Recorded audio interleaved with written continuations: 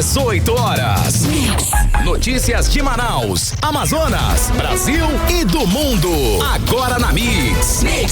Legal, 6 horas 4 minutos em Manaus. Boa noite pra você em 100,7. Você na sintonia certa no melhor Mix do Brasil. Boa noite, equipe. 18 horas. Boa noite, Rádio Mix em geral. Boa noite, Karine Leão. Oi, Carlão. Boa noite. Muito boa noite pra você que nos acompanha em 100,7. Estamos juntos a partir de agora até às 7 da noite, aqui no 18 horas. Mix. Legal, começando 18 horas de hoje com os destaques do dia. Flutuantes seguem no Tarumançu mesmo depois que a justiça determinou a retirada. Crise na saúde. Paciente precisa entrar na justiça para conseguir fazer cirurgia de urgência. Fala de Lula comparando ações de Israel na faixa de Gaza ao Holocausto. Gera crise diplomática e governo de Israel declara Lula persona non grata. Para o presidente do Museu do Holocausto em Jerusalém, a fala do presidente foi uma escandalosa combinação de ódio e ignorância. Legal, 6 horas e 5 minutos, você no melhor Mix do Brasil. Esse em outros assuntos, os destaques do dia. Os destaques desta segunda-feira, 19 de fevereiro de 2024. Você confere até às 7 da noite, a partir de agora no melhor Mix do Brasil. No ar para você mais uma edição do 18 horas. 18 horas. Olha, a retirada dos flutuantes da área do Tarumançu continua sem solução. Agora, a Prefeitura de Manaus informou ao Tribunal de Justiça do Amazonas que não tem condições de retirar sozinha os flutuantes, Karine. Carlão, só vou lembrar aqui, tá? Que o prazo para a retirada dos flutuantes terminou, exato, no dia 31 de dezembro do ano passado. E só agora a Prefeitura informou que não tem como fazer essa operação sozinha, só agora, tá? Dia 19 de fevereiro. Bom, a Prefeitura quer a participação da Polícia Militar para agir no caso de resistência dos donos de flutuantes. O repórter André Meirelles, ele está aqui ao vivo com a gente, tem as atualizações a respeito desse impasse, né? Boa noite, André. Então, a Polícia Militar vai participar aí da retirada desses mais de 900 flutuantes que estão na área do Tarumançu. Boa noite, André. Muito boa noite, Karine, boa noite, Carlão, boa noite a você que nos acompanha ao vivo aqui na 100.7, também pelo YouTube. Isso mesmo, Karine. A Prefeitura de Manaus, inclusive, até comunicou à Justiça aqui do Estado que essa ação de retirada dos flutuantes ali do Tarumançu, que fica na zona oeste de Manaus, precisa da ajuda dos órgãos do governo do Estado, né? E um desses órgãos é como a Polícia Militar do Amazonas. Isso porque, segundo, então, a Prefeitura, para evitar aí qualquer possível resistência no local, momento ali da retirada das estruturas, né?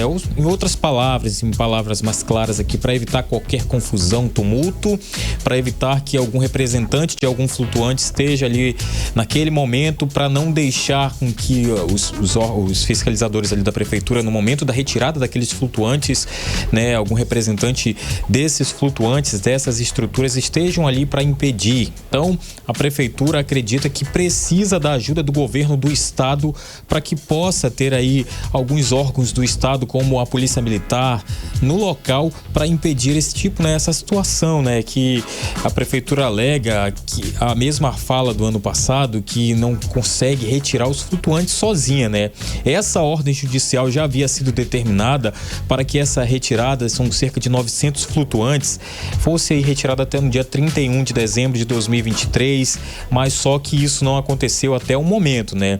O procurador-chefe da Procuradoria do Meio Ambiente, Urbanismo e Patrimônio Imobiliário, Tiago dos Anjos, ele afirmou que sozinha a prefeitura não tem essas condições de retirar os flutuantes, que precisa da ajuda da polícia no local para evitar diversas resistências e adversidades. Olha só, o Ministério Público do Amazonas, inclusive, né, que a gente está falando aqui sobre a retirada dos flutuantes desde o prazo final, na verdade, era 31 de dezembro agora do ano passado, mas o Ministério Público aqui do estado do Amazonas já havia pedido agora, na última quinta-feira, a aplicação de uma multa de 15 milhões de reais à Prefeitura de Manaus por descumprir essa decisão judicial que determina a retirada de todos esses flutuantes aí que estão nesta lista, né? No pedido, o promotor de justiça, que é o Carlos Sérgio de Freitas, solicitou que a Prefeitura cumpra a ordem judicial agora, não é mais aí meses e sim dias, só tem apenas 15 dias sob pena de multa diária, né? Nossa. Passou os 15 dias, a prefeitura ainda não tirou. Não tirou, vai multa. Vai multar. E multa cara, André. R$1 milhão por dia. Eita, agora. $1 milhão por dia. Se eu passar acho aí o ano todinho, 365 dias. Meu Deus. Muito caro, e aí? Olha só, e essa situação aí, né, fez com que alguns donos, proprietários aí de flutuantes, né, na verdade todos esses, né, que estão envolvidos, 900 proprietários, eles não estão, claro, satisfeitos com isso, né, porque uns acreditam que isso traz, né, gera emprego, gera renda, tanto para o município como também para o estado, né, e a retirada desses flutuantes ali do Tarumançu, que foi determinado em julho do ano passado, né, pelo juiz Moacir Pereira Batista, através dessa ação que tramita na justiça, na verdade, desde 2021, né? E no ano passado a prefeitura chegou até a notificar esses 913 flutuantes. Na semana passada, inclusive, a gente trouxe a situação, Sim. Colocamos de novo a fala do prefeito de Manaus, Davi Almeida, que ele esteve ali no local em julho do ano passado e realmente foi notificado. Mas o que a justiça quer não é só notificações, agora que é atitude, né? A retirada Sim. dessas estruturas ali desse rio, né? E também entramos em contato com o Ministério Público do Amazonas, que diz por meio de nota que caso não se verifique consenso até o término do prazo designado, o procedimento será submetido a julgamento dos termos em que se encontram as circunstâncias atuais. Traduzindo essa nota aqui. Traduz pra gente, André. Caso não a Prefeitura de Manaus, né, já com esse acordo de Ministério Público e Prefeitura de Manaus, a Justiça vai intervir e vai acontecer realmente um julgamento que pode aí colocar, né, várias situações em risco, até mesmo o mandato do prefeito de Manaus, Davi Almeida. Então a situação vai ficando cada vez mais séria, né? Então é preciso realmente uma atitude da prefeitura. Na verdade, pelo que vemos aqui, a prefeitura já agora ela está disposta a fazer a retirada desses flutuantes, mas como ela está falando aqui, ela não consegue sozinha, precisa então aí a prefeitura diz que precisa então da ajuda do governo do estado. São muitos flutuantes, né, André? São 900 flutuantes. Como é que vai retirar isso de uma hora para outra? É complicado, é uma estrutura, são peças enormes, né, que estão ali. É complicado essa situação. E o prefeito fala de repente de uma ação, uma reação então dos flutuantes, das pessoas, ainda dos donos, né? Lógico. Ele está com medo. Ele disse, inclusive, que não fez antes a ação justamente com medo da integridade dos agentes públicos no ato, né? Na hora de tirar ali, dessa retirada aí, né, André? Mas será que eles agiriam dessa forma? Eu acho que não, eles não têm uma associação, né? Eu não sei se de repente no momento deve ter alguém ou não, mas para isso tem um maluco, velho, fogo. Mas para isso eu conversei com um dos proprietários, né, para saber qual a opinião dele sobre essa situação. Claro que ele não concorda com a retirada dali, que é, digamos assim, um ganha-pão dele ali, de várias famílias, né? De várias famílias que também está trazendo aí emprego, renda, né? E também movimentando, segundo ele, o turismo também aqui no estado do Amazonas. A gente está falando do Altemir Viana, né? Ele é o proprietário do flutuante Moronguetá Amazônico. Ele disse que se sente vítima desse processo que tramita aí desde o ano de 2001, e ele diz que o flutuante é uma área de lazer, como a gente falou aqui, né? Ele discorda que, inclusive, ele também discorda que a justiça fala que os flutuantes sejam os poluentes dos rios. Vamos conferir a fala aí do Altemir Viana. O Manauara também precisa de ter entretenimento, lazer. Hoje não tem poucas opções de lazer.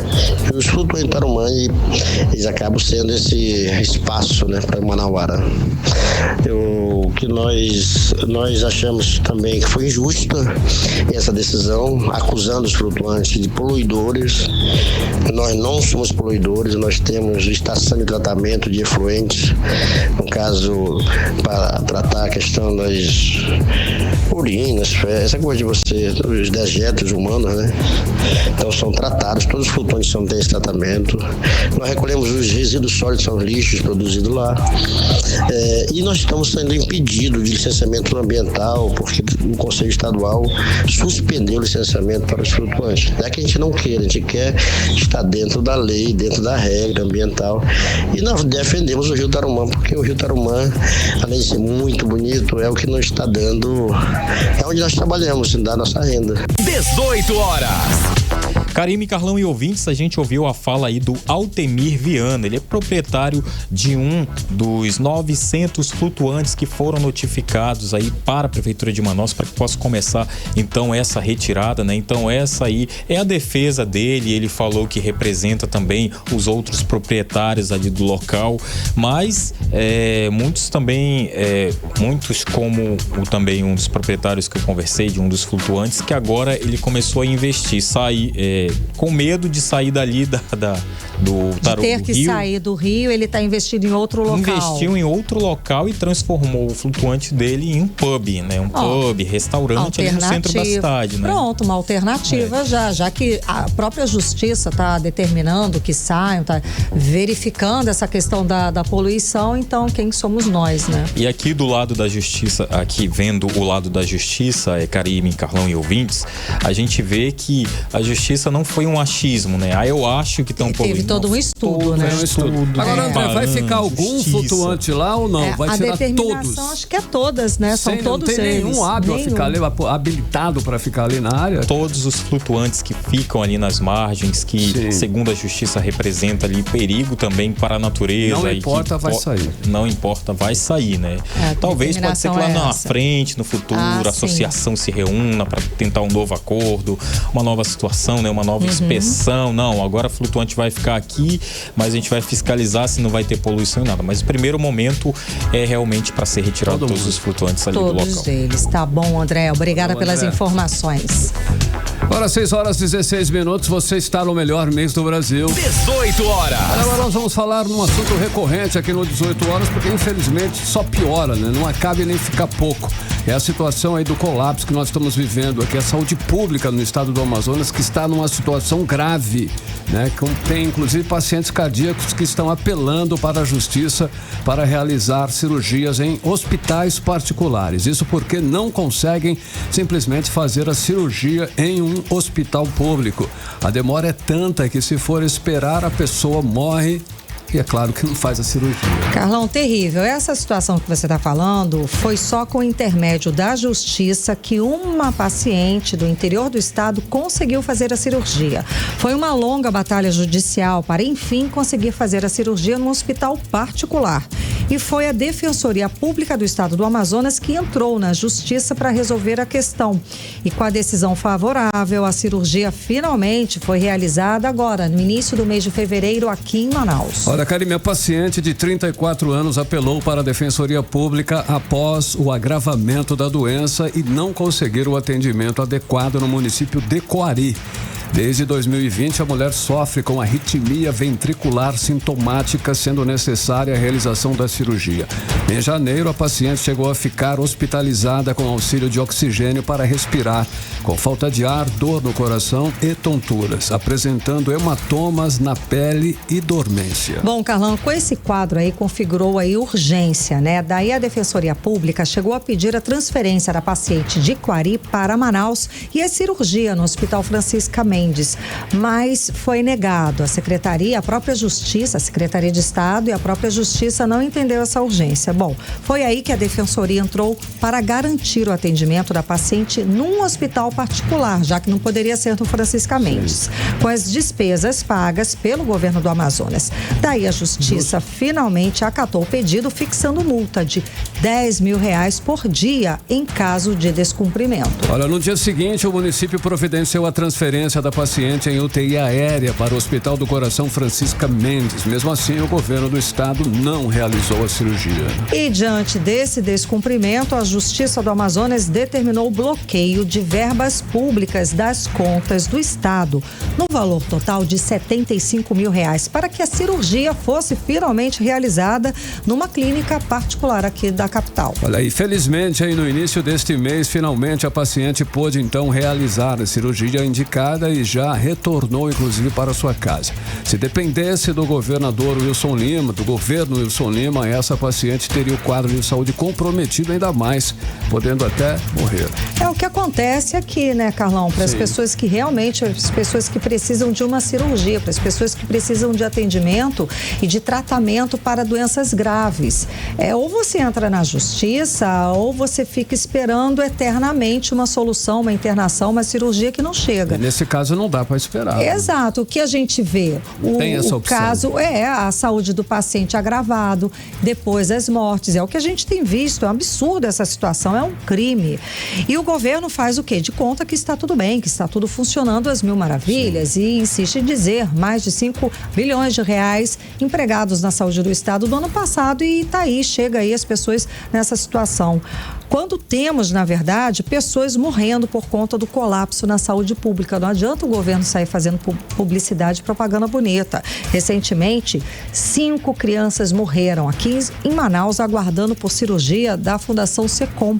A fila de espera por uma cirurgia é interminável, a fila de espera por uma transferência. Uma dessas crianças esperou tanto tempo que chegou a fazer a cirurgia, mas ela não resistiu ao pós-operatório, porque o quadro de saúde dessa criança, se agravou muito. É lógico, gente, imagina. Já era grave, aí já era gravíssimo. Gravíssimo. E vai esperando meses, 2 meses, 3 meses, sem o atendimento, sem o tratamento adequado, digno. Gente, é uma sentença de morte.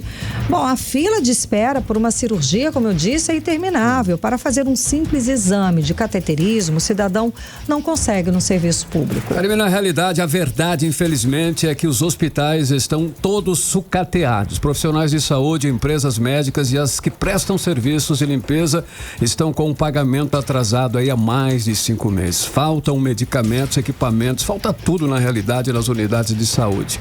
E com isso, o paciente fica sem atendimento adequado e o quadro, como nós estamos falando desde o início dessa matéria, só tende a piorar cada vez mais. Exatamente. As empresas, lembra que em dezembro a gente tratou aqui das 15 empresas que prestam serviço para a saúde do estado do Amazonas com os repasses, os pagamentos atrasados. Tínhamos aí inúmeros médicos, especialistas com os salários atrasados, com os pagamentos atrasados. Então, em dezembro, o que eles fizeram? Reduziram o atendimento, só estavam atendendo as urgências e emergências. O governo, não, vamos conversar, senta aqui. Sentou, conversou com as empresas e combinou um pagamento que não saiu, o acordo não foi cumprido, agora, o governo caloteiro não pagou as empresas.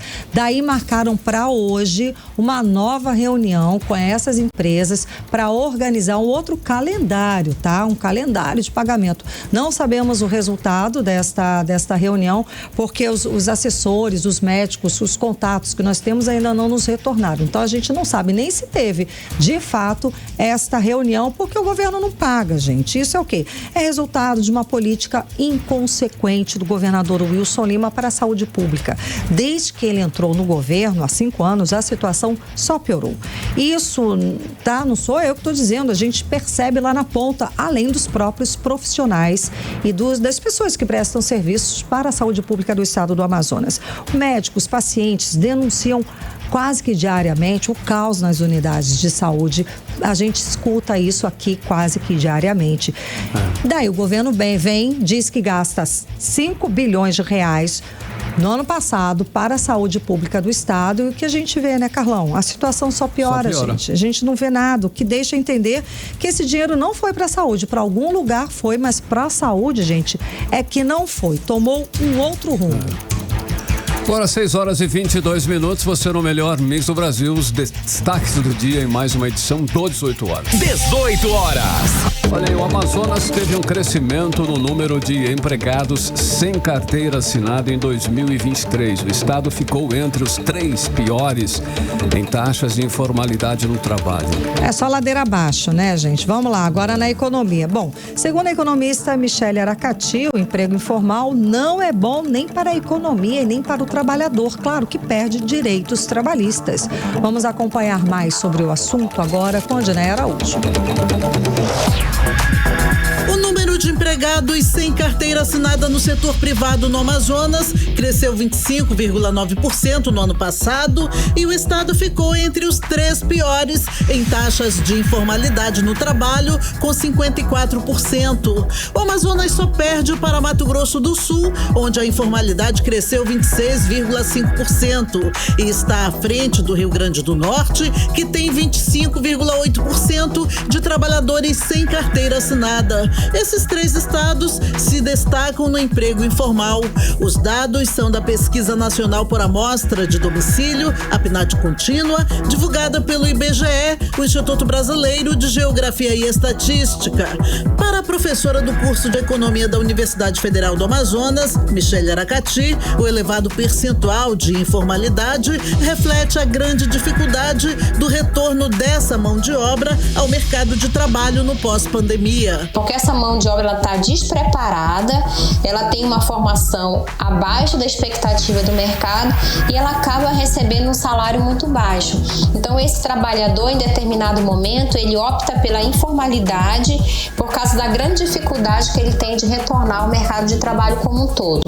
Ou seja, os números da informalidade refletem o crescimento do desemprego e também a subutilização da força de trabalho. Em relação aos números especificamente, o Brasil tem 39,1% da taxa de informalidade. Já no Amazonas, esse número chega a 54%, mas ainda assim, de acordo com a professora de Economia da UFAM, o número é melhor agora do que nos anos anteriores, quando o percentual chegou a 57,1%. Também de acordo com a economista Michele Aracati, a informalidade não é boa nem para o trabalhador e nem para a economia. Para a economia, o não recolhimento de impostos, ele impacta diretamente na arrecadação e causa uma concorrência desleal para os empreendedores e empresários que pagam impostos.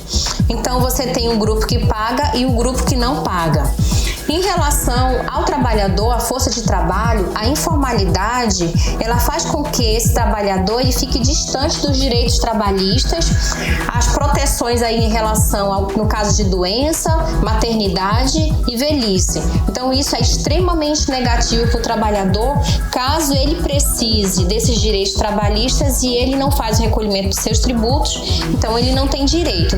A pesquisa também aponta que o número de empregados sem carteira assinada no setor privado em todo o país cresceu no período, chegando a mais de 13 milhões de pessoas. Cresceu também o número de trabalhadores domésticos. O aumento foi de 6,1% no ano passado, chegando a mais de 6 milhões de pessoas trabalhando em casa de famílias. Já entre os estados que tiveram redução no emprego informal em 2023, destacam-se o Acre, Rondônia e Mato Grosso. Odinei Araújo para o 18 horas. Você está ouvindo 18 horas. Agora é 6 horas e 26 minutos. Vamos para Brasília, vamos chamar o nosso correspondente, o jornalista Carlos Eduardo Matos. Cadu, boa noite, bom te ver, Cadu. Lembrando, se você quer ver o Cadu também, daqui a pouco o programa vai estar YouTube completo. Não, agora está ao vivo pelo YouTube. Mas daqui a pouco o programa vai estar completo lá no 18horas.com.br, nosso site de notícias. Rola a barra lá para baixo, todos os programas do 18 horas estarão lá e o de hoje, inclusive. Legal. Cadu, não se fala em outra coisa. Cadu, boa noite. O presidente Lula passou a ser considerado persona não grata, ou seja, não é bem-vindo pelo governo de Israel por causa da declaração dele que comparou as ações de Israel contra o grupo terrorista Hamas na faixa de Gaza ao extermínio dos judeus durante a Segunda Guerra, né, no Holocausto. Bom, agora, além do conflito diplomático, ele tem até um pedido de impeachment por conta desta declaração polêmica. Então, tem realmente esse pedido de impeachment aqui por conta desta declaração polêmica que foi feita lá na Etiópia? Cadu, conta pra gente. Vamos lá. Fim de semana puxado, né, Karine? Segunda-feira, termina uma história e começa também outra, né, Cadu? O que não falta em Brasília são histórias, situações, momentos. Brasília não para, ninguém descansa aqui não, meu querido. São muitas emoções aí, Cadu. Muitas emoções. Boa noite, Karime. Boa noite, meu querido Carlão. Boa noite aos ouvintes do programa 18 horas. Karime, O presidente Lula, ele atirou no que viu e acertou no que não viu. Ontem, na reunião da União Africana, lá na Etiópia, o Lula comparou a reação de Israel contra o Hamas ao holocausto da Alemanha nazista. A gente sabe que o Israel foi atacado pelo Hamas, grupo terrorista, que se estabelece na Palestina. E a gente sabe também, Karime, que o holocausto na Segunda Guerra Mundial foi um período sombrio para a humanidade, principalmente para os judeus. E Lula, ao fazer essa comparação, ele colocou Israel no mesmo patamar de crueldade dos alemães que mataram milhões de judeus. É uma ofensa que, se não for devidamente corrigida, retratada, Karime, pode caminhar para o rompimento diplomático entre Brasil e Israel. Eu trouxe aqui para a gente ouvir, Karime, um trecho do discurso do presidente Lula exatamente no momento que ele fez essa triste comparação. Vamos ouvir. Sabe o que está acontecendo na faixa de Gaza com o povo palestino? Não existe nenhum momento histórico. Aliás, existiu quando Hitler resolveu matar os judeus. Então não é possível que a gente possa colocar um tema tão pequeno, sabe? Você deixar de ter ajuda humanitária. Quem vai ajudar a reconstruir aquelas casas que foram destruídas? Quem vai distribuir a vida de 30 mil pessoas que já morreram, 70 mil que estão feridos? Quem vai devolver a vida das crianças que morreram, sem saber porque estavam morrendo? Isso é pouco para mexer com o senso humanitário dos dirigentes políticos do planeta? 18 horas. A gente acompanhou a fala do presidente Luiz Inácio Lula da Silva lá na Etiópia, o trecho, compondo aí um trecho da fala que gerou toda essa polêmica e uma fala infeliz, obviamente, a assinatura de quem não estudou e se vangloria de que não estudou e que não precisa de diploma, né? Infeliz é eufemismo, infeliz é pouco, pegando desastrosa, vamos dizer. Bom, segundo o presidente do Museu do Holocausto em Jerusalém, Dani Dayan, a fala dele foi uma escandalosa combinação de ódio e ignorância, né, Cadu? Como é que remenda a diplomacia, né? O diplomata brasileiro lá teve que ter uma aula. Pelo bem do Brasil, né? Pelo amor do amor. Ele teve que ir ao Museu do Holocausto para conversar e escutar uma aula e ser, receber um puxão de orelha para levar no Museu do Holocausto para entender, meu filho, olha aqui o que seu presidente falou, tá vendo isso? Enfim, Cadu, como é que os diplomatas vão conseguir costurar o pedido salvar de Lula? A pátria, Cadu. Falaram que só retorna, o Lula só deixa de ser a persona não grata e eles só aceitam uma situação para que fique mais apaziguada se o Lula pedir desculpas e retirar o que ele disse. Mas o Lula já falou que não vai retirar, e aí? Dá para salvar a pátria, Cadu? Eu acho que dá. Já vivemos coisas piores, mas eu acho que dá. Karime, Carlão, desde quando começou a guerra entre Israel e Hamas, o presidente Lula vinha sendo pressionado para posicionar o Brasil nesse conflito. Vocês lembram disso desde o início da guerra? Até acabou porque que em janeiro... no início ele estava defendendo o grupo terrorista Hamas e foi cruelmente bombardeado aqui também, criticado, para ele se situar, né? Ele não está na cozinha da casa dele falando a respeito desse conflito internacional. Ele é o chefe do Estado. Cozinha da casa dele é muito boa. Ele é um chefe de Estado, então ele tem que vestir a farda presidencial, a faixa presidencial, quando for fazer qualquer declaração desse sentido. Sigamos daí. E acabou que em janeiro agora, no dia 10 de janeiro, ele se posicionou em favor do povo palestino. No mês passado, ele assinou aquela carta elaborada pela África do Sul acusando Israel de genocídio. E Israel entrou naquele julgamento no Tribunal de Haia. O que aconteceu ontem, Karime, Carlão, foi que Lula manteve a temperatura do discurso contra Israel lá em cima. Só que ele acabou trocando os pés pelas mãos, fazendo uma comparação desmedida e desnecessária. Então, diante disso, qual foi a reação de Israel? Ontem mesmo, o primeiro-ministro Benjamin Netanyahu, ele criticou duramente o presidente Lula e hoje hoje, o Ministério das Relações Exteriores de Israel, como você disse, declarou Lula persona não grata, ou seja, o cara não é mais bem-vindo naquele país. O embaixador do Brasil em Israel, como você disse também, ele foi chamado para uma reunião de reprimenda, né? É um processo diplomático, é o puxão de orelha, como a gente falou. E o presidente Lula chamou esse diplomata de volta para o Brasil. Ele não gostou do que Israel fez. Sinal de que surge aí, Karime, uma profunda crise. Se Lula não se retratar publicamente, de uma forma, nos mesmos canais diplomáticos, pode haver sim uma ruptura entre os dois países. Lula vai se retratar, Karime? Possivelmente não, porque agora está rolando uma batalha de narrativas. Tem gente criticando e tem gente apoiando. E Lula, claro, ele se beneficia desse debate. Aqui em Brasília, os deputados da oposição vão apresentar um pedido, já deve ter apresentado agora no início da noite, eles vão apresentar esse pedido de impeachment contra o presidente Lula por crime de responsabilidade. Até agora, Karime, são 99 deputados que subscreveram esse pedido. Explicar regimentalmente o procedimento da Câmara. O pedido de impeachment é um dos poucos requerimentos que não precisa de assinatura de apoiamento para apresentar. Basta que um parlamentar peça e o resto subscreva. Basta isso. Um desses deputados que subscreve é o deputado Capitão Alberto Neto. Ele é o único da bancada do Amazonas que tomou partido nessa história. O resto está quietinho, apenas o Amon Mandel se posicionou ali nas redes sociais, nada mais. Assim que for apresentado esse pedido de impeachment, ele vai para as mãos do presidente Arthur Lira. E aí tem muita gente dizendo, né, nas redes sociais aí, o Lira vai acolher o pedido de impeachment, ele está chateado com o presidente Lula. Calma lá, jovem. Não é política, assim. Vocês... Não é assim. Não é assim, né? Ô, estagiário, não é assim. Calma, gafanhoto, né? A gente sabe que a tinta do governo é forte, a mão do governo é pesada e esse governo, ele opera de forma harmônica, digamos assim, com o Poder Judiciário. E Arthur Lira não quer ter o mesmo destino de Eduardo Cunha. Lembra dele? Quando ele aceitou o pedido de impeachment de Dilma Rousseff, onde ele foi parar? Então ele tem mais a perder do que ganhar dando ouvidos à oposição.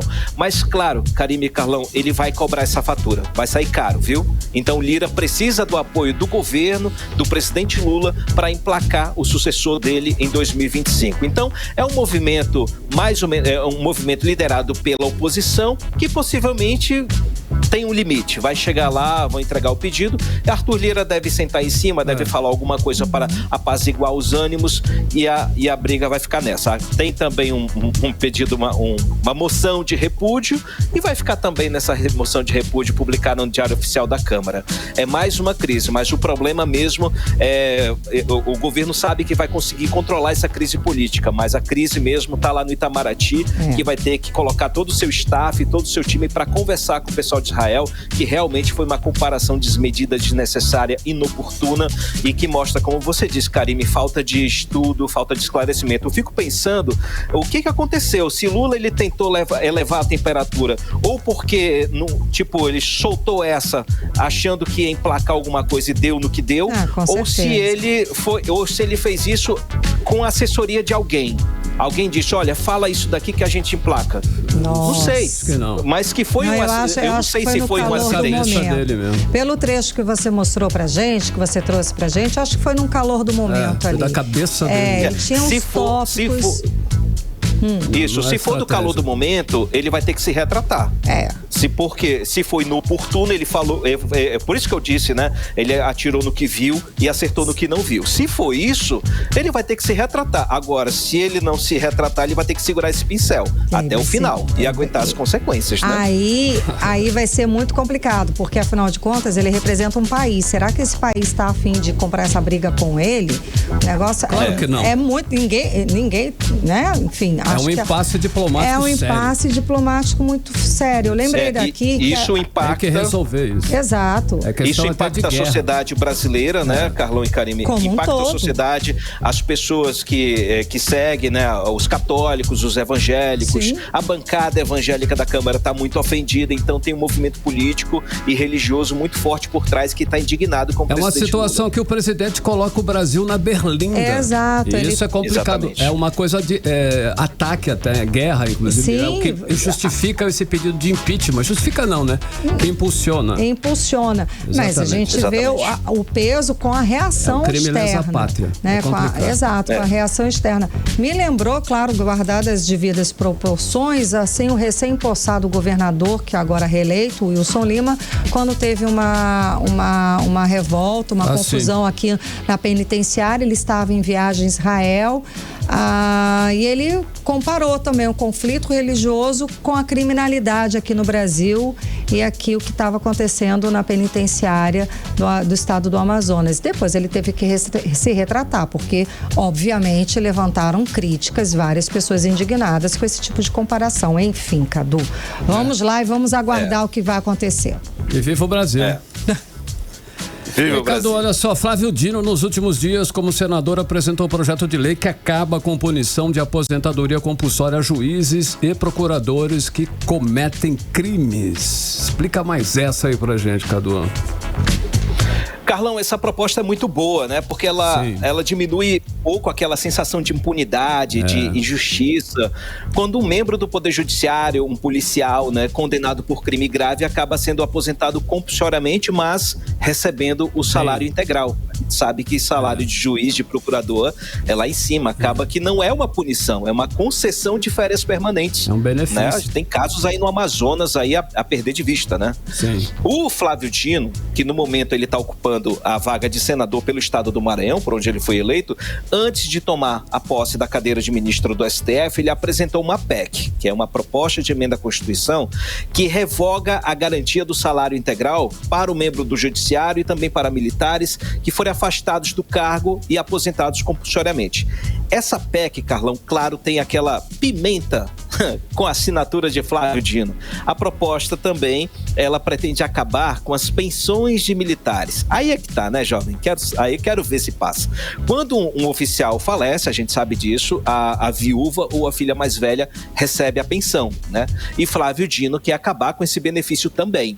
Claro que para tramitar no Senado, essa PEC ela precisa de assinaturas de apoiamento, pelo menos 27. E a coleta de assinaturas já começou, ainda não está nem pela metade. Vamos ver se ela vai avançar, se essa proposta, essa PEC, ela vai começar a tramitar no Senado. Se os parlamentares querem mesmo isonomia, equidade, tratamentos iguais para todo mundo, vão ter que assinar essa PEC, porque ela é muito boa, esclarece, coloca justiça, né, em alguns pontos. Carlão e Karime. Cadu, muitíssimo obrigada pelas suas informações, meu querido. Acompanha daí como é que vai ser resolvida essa crise diplomática pra gente, tá? Valeu, até amanhã. Amanhã a gente conta os detalhes, né? Que amanhã o bicho pega. O Congresso começa amanhã mesmo, pós-carnaval. Valeu, Cadu. Galera. Tchau, tchau. Até mais. 6h41, você no melhor Mix do Brasil. Conversamos com o Cadu, né, Karime? Exato. Neto de Brasília. Carlão, vamos falar de trânsito? Bora, trânsito. Seguinte, gente, Manaus é a segunda cidade do país com os piores motoristas, segundo uma pesquisa feita por uma empresa de marketing digital. Sim. Bom, desrespeito às leis de trânsito é um dos pontos que contribui para a capital, para Manaus, ocupar aí a vice-liderança nesse ranking. Agora, gente, imagina, pode listar aí qual a pior infração. Eu acho que é o quê? Não dá seta? Não sei. Qual que é a pior? Tem várias. A que mais me irrita é não dar seta. Trocando de faixa pra lá e pra cá. Pô, sem dar seta, a gente também não sabe, né? Não tem, enfim. O repórter André Meirelles, ele está com essa pesquisa, ele acompanhou esse assunto e volta a conversar ao vivo aqui com a gente. Boa noite, André. Então, temos muitos barbeiros circulando aí pelas ruas de Manaus. A frota aqui é de quase 1 milhão de veículos, não é isso? Boa noite.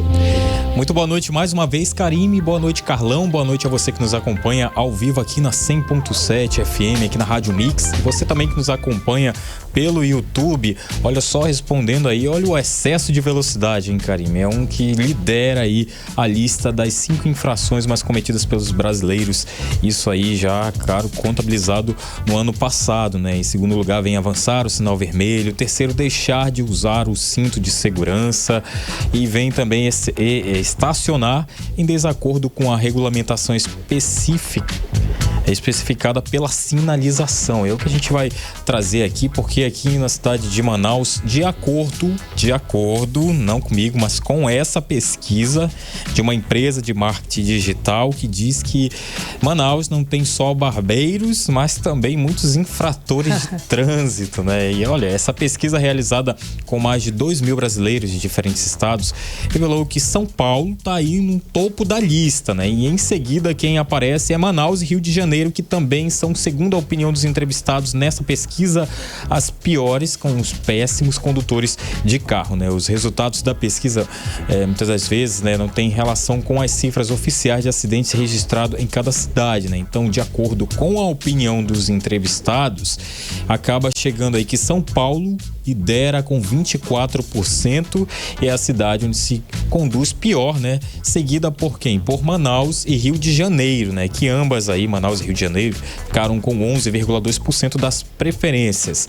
Aí a gente também traz outras posições aqui, por exemplo, na quarta está com 10,5% dos votos aí Campinas, né? E no quinto e sexto lugares estão empatados com o mesmo percentual de preferências Maceió e Curitiba. E na sétima posição, com 9,3% dos votos, aparece Recife, seguido por Belo Horizonte com 8,9%. E fecham aí o top 10 das cidades que condizem pior, segundo os próprios brasileiros, Fortaleza com 7,8% e Salvador com 7% dos votos, né? A opinião dos próprios brasileiros sobre como os seus vizinhos de outras cidades dirigem não tem muita relação com os dados reais da média de acidentes por habitantes, porque isso de acordo com os dados do Departamento Nacional de Trânsito, o Denatran, né? Os fatores aí que acabam contribuindo para a alta taxa, né, dessas infrações que acabam causando acidentes de trânsito nas cidades, nas três, a gente coloca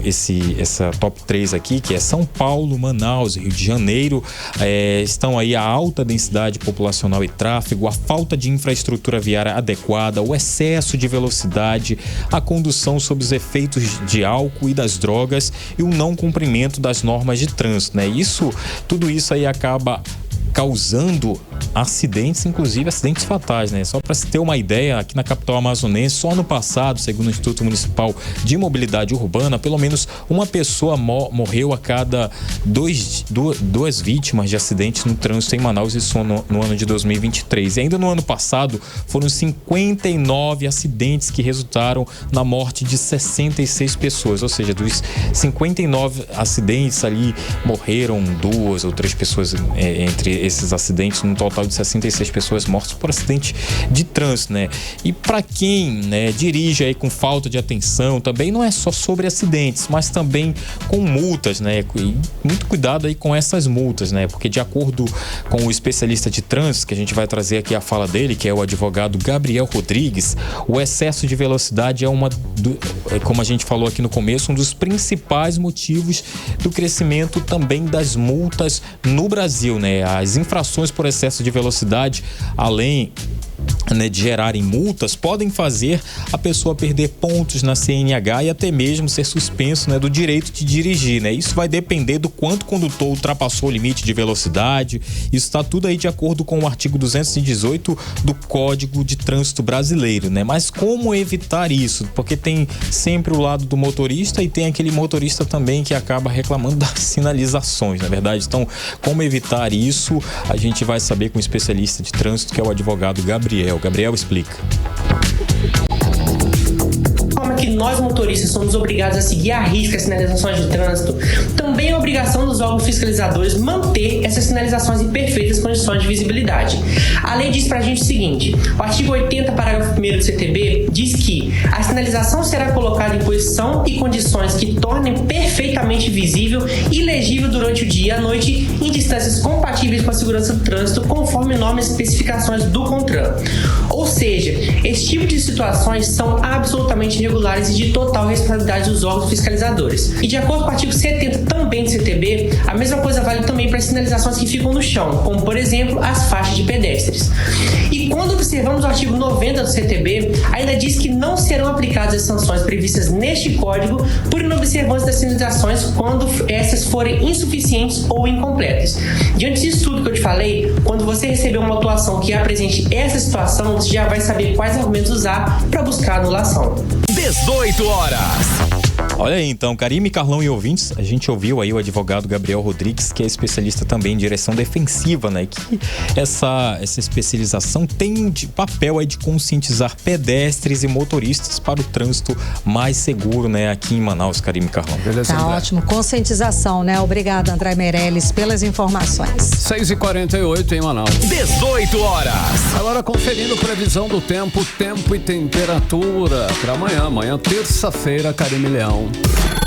Previsão do tempo. Segundo informações do Clima Tempo, para amanhã a previsão é de sol com algumas nuvens e não deve chover. A mínima prevista é de 25 graus, a máxima pode chegar a 33 graus. As chances de chuva, como eu falei, 0%, tá? Não deve chover. A umidade relativa do ar fica entre 49% e 94%. Rio Negro subiu, mas desacelerou. De ontem para hoje, o nível do Rio Negro subiu apenas 2 centímetros, elevando a cota no Porto de Manaus para 21 metros e 87 centímetros acima do nível do mar. O rendimento financeiro de mulheres em 2023 foi 20% menor que o dos homens. Esse percentual era ainda maior em 2022. Pois é, a informação da Pesquisa Nacional por Amostra de Domicílios, a PNAD contínua. Só lembrando que no ano passado, quando foi sancionada a lei da igualdade salarial entre homens e mulheres, a média era a seguinte: homens ganhavam R$ 3.233 e as mulheres R$ 2.562 para exercer a mesma função. Vamos acompanhar mais detalhes agora com a Diné Araújo. Apesar da tentativa de igualar os ganhos de mulheres e homens que exercem as mesmas funções, inclusive com a criação da Lei de Igualdade Salarial em julho de 2023, isso ainda não é realidade para elas. As trabalhadoras brasileiras tiveram no quarto trimestre de 2023 um rendimento médio real 20,8% menor que o dos homens, enquanto o valor recebido por eles no trabalho principal alcançava R$ 3.233, o delas foi de R$ 2.562. E quem revelou isso foi a Pesquisa Nacional por Amostra de Domicílios, a PNAD contínua. A representante da União Brasileira de Mulheres no Amazonas, Eriana Azevedo, lembra que apesar do disparate, a diferença salarial de 2023 é menor que a registrada no quarto trimestre de 2022. Nesse ano, os homens recebiam R$ 3.154 e as mulheres R$ 2.451, o que significava que elas tinham uma renda 22,3% abaixo deles. Eriana Azevedo espera que a Lei 14.611, que estabelece a Lei da Igualdade Salarial entre homens e mulheres, promulgada no ano passado, seja de fato efetivada e fiscalizada para acabar de vez com essa desigualdade salarial. Foi necessário, a promulgação dessa lei, foi preciso a gente ter isso de maneira explícita, dentro de uma legislação que tivesse essa proteção. E aí é tudo muito recente, a gente sabe que as mudanças, elas não ocorrem do dia para a noite. É necessário, elas são importantes, mas elas têm um tempo aí para elas, a gente poder observar de fato essa mudança na sociedade. E eu costumo falar que a gente já tem muitas leis, a gente tem leis importantíssimas, legislações para proteger, importantíssimas de proteção à mulher, mas que a gente precisa da aplicabilidade da lei. E a gente vai ver isso, a efetividade, a aplicabilidade a partir de agora, A Lei da Igualdade Salarial entre mulheres e homens completa um ano em julho e os resultados mesmos só devem ser verificados no final de 2024. De acordo com a lei, as empresas devem divulgar semestralmente semanalmente um relatório indicando condições de trabalho e o valor dos salários de homens e mulheres. A lei também colocou à disposição canais para denúncias de desigualdade salarial através do Disque 100, 180 e 158. As denúncias podem ser feitas de maneira anônima. As empresas que não cumprirem a lei podem ser multadas em até 10 vezes o salário devido ao empregado. E no caso de reincidência, o valor é dobrado. Odinaia Araújo para o 18 horas. Você está ouvindo 18 horas. 6 horas e 53 minutos. Vamos conversar sobre os bastidores da política local com Cíntia Blink. Boa noite, Cíntia. Então, os vereadores rejeitaram a convocação do prefeito Davi Almeida para explicar aquela viagem de jatinho para o Caribe com o fornecedor da prefeitura. Ninguém quis falar sobre isso. Ninguém é muita gente. Boa noite, Karime. Boa noite, Carlão e todo mundo que está com a gente na 100.7. Olha só, a gente tem aí dos 41 vereadores, participaram da votação 32 e 13 foram a favor do prefeito ir sim à Casa Legislativa para explicar melhor essa história da viagem para o Caribe, quem pagou o quê, como é que foi isso e tudo mais. Só que 19 foram contrários. Aí 19 ganha de 13, ele se livrou dessa na Câmara. E eles não votaram uma vez não, foram 2 vezes porque houve 2 requerimentos. Um do vereador Capitão Carpê e outro do vereador Rodrigo Guedes. E hoje, a manhã inteira dentro da Câmara, o assunto foi exatamente essa viagem. A base defendendo ali que o prefeito não deve satisfação de nada sobre isso e a oposição dizendo que devia sim, porque essa relação feria a impessoalidade, que é um dos princípios da administração pública e desrespeitar um princípio da administração pública implica em improbidade administrativa se assim ficar aprovado. Então foi esse o placar final. Os vereadores teve quem se ausentou, o Bessa, por exemplo, Davi Reis, Diego Afonso, Everton Assis, Glória Carrati, Rosivaldo Cordovil, Iomara Lins e professora Jaqueline. Foram votos que fizeram diferença ali porque eles poderiam mudar esse placar, reverter esse placar. Karime, Carlão. Ei, Brinca, olha só, o deputado Sinésio Campos diz que falta pragmatismo aos partidos de esquerda no Amazonas. Sinésio é do PT. Isso Sim. Quer dizer que ele não quer que o PT lance candidato a prefeito de Manaus, é isso? Sinceramente, eu também não entendi. Né? Porque ele fala assim, não podemos embarcar em uma aventura, tem que colocar uma pessoa do partido, mas que já foi experimentada nas urnas. Ao mesmo tempo, ele fala que o melhor é entrar em uma proposta que já tem um caminho mais fácil. Ou seja, ou ele quer alguém do PT, mas que já foi experimentado nas urnas, talvez ele esteja falando aí de um Zé Ricardo, ele mesmo, se ele estiver falando de alguém experimentado pro legislativo, ou ele está falando de apoiar alguém que está bem nas pesquisas. E ele já falou tanto do Davi Almeida quanto do Roberto Cidade. Então, entender o Sinésio, para mim, não tem sido fácil.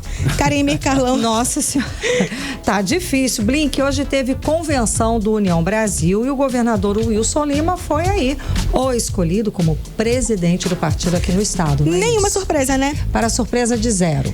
Isso já era esperado, ele era o presidente provisório desde aquele probleminha que ele teve com o Paulderney. Paulderney já está muito bem colocado ali na Câmara dos Deputados como suplente, mas está naquele lugar e ocupando 100%, ou seja, funciona fazendo emendas e tudo mais.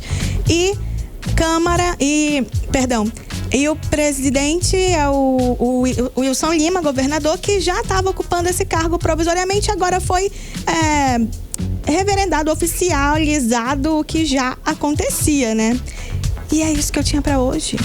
Isso tudo? Obrigada, Cíntia. Eu até poderia falar mais, mas eu vou deixar pra amanhã. Tá ótimo. Boa. Vai guardar, não? Obrigada, Cíntia. Até amanhã, então. Até amanhã. Valeu, Cíntia Blink. Agora 6h56, você no melhor mix do Brasil. 18 horas. 18 horas. Esporte. Estamos com o Cid Soares na área. Cid Soares e as boas do esporte bretão pra hoje. Segundona, Cid Soares. Acho que a gente tem Barezão, não tem? De onde que vê esse bretão? Não sei. Tem, claro, Barezão sempre, né? Olha, a final aí do primeiro turno do Campeonato Amazonense entre Amazonas e São Raimundo será disputada no próximo domingo, 6 da tarde, na Arena da Amazônia. 6 da tarde, é isso mesmo.